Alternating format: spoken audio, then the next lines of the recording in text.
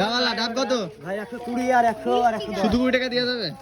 এদিকে 120 এই 80 টাকা দেবো এইটা 120 টাকা হ্যাঁ এগুলো 100 এই 100 টাকা দেবো এগুলো 120 19 গুণ আবার 110 এত দাম কেন এই 80 টাকা দিবা 10 টাকা দিবা নাকি বলো